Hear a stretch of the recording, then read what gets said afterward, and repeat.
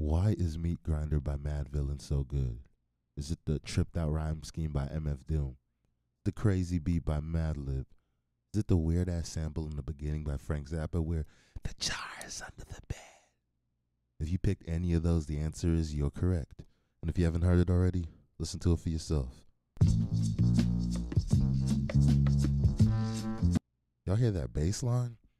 The main sample is Lou Howard and the All Stars, Hula Rock. Now, why is it called Hula Rock? It kind of sounds like SpongeBob in Hawaii. You know, it sounds like Goo Lagoon. You know, it's a very clever sample, but it's in the key of D flat minor, and the main bass line starts off in the key of A flat. You know?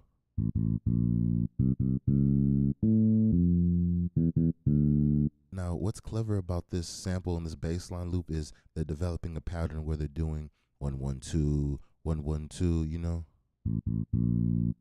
And by the time they do that, my expectations, I'm thinking they're gonna do, something like that to kind of continue that. But what they do, in which MF Doom kind of copies in his phrasing and lyric placement, he kind of copies this, what they're doing. They kind of divert from that pattern and take a break, go to the top of the ladder, and what they do, they bring back that pattern, that 1-1-2, to seal the loop, and do it again. 1-1-2, and it's a crazy loop. I love that bass line. So shout out Lou Howard and his All Stars. Another thing about this sample I love is the drum loop. If you haven't heard it by itself,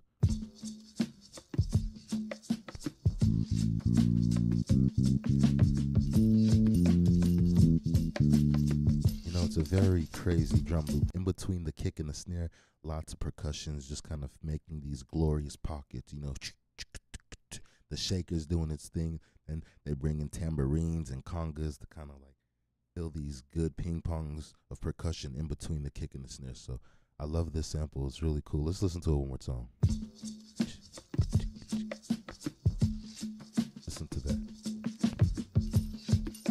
Listen to the shakers and the tambourines. A very good sample. So aside from that, I think this is where Doom kind of displays some of his great lyricism. He has lines like borderline schizo, sort of fine tits though. Now on surface, to me that sounds amazing, but on surface it might seem simple, but if you listen to his rhyme scheme, it follows this same pattern that Lou Howard and his All Stars were doing. He goes, and Doom goes borderline schizo, sort of fine tits though. He kind of copies that rhyme scheme, essentially doing what the sample is doing, where they mimic a pattern twice.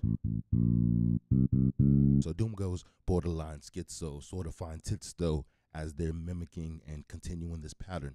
And then when they divert and take a break, he goes pour the wine, hold the grind. He starts a new rhyme scheme, but quickly wraps up that bar with the same beginning pattern that he started with, as Lou Howard and his All Stars did. Pour the wine, hold the grind, 8:45, let's go,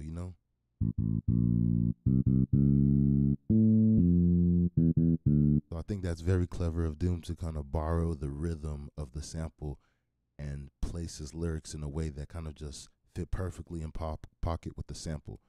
Other than that, he has other crazy rhyme schemes like Back in the Game, Jack LaLanne, Know the Name, Rack Your Brain. Very clever, just back-to-back bars. And for a while, he's storytelling. He's essentially talking about a young woman that he himself may be trying to be involved with, wine and dine and all that, or somebody he may have just known. But it's essentially him trying to get some, and it seems like it's not working. He's like, ever since 10-11, glad she made her brethren. Then this last down 7, alligator 7. He's at the gates of heaven knocking. What do you think these gates of heaven are representing? And there's a no answer. It sounds like he's trying to get some at the gates of heaven, and she's like, no. At the gates of heaven knocking, no answer, slow dancer. And then he's like, hopeless romancer, dopest flow stanzas.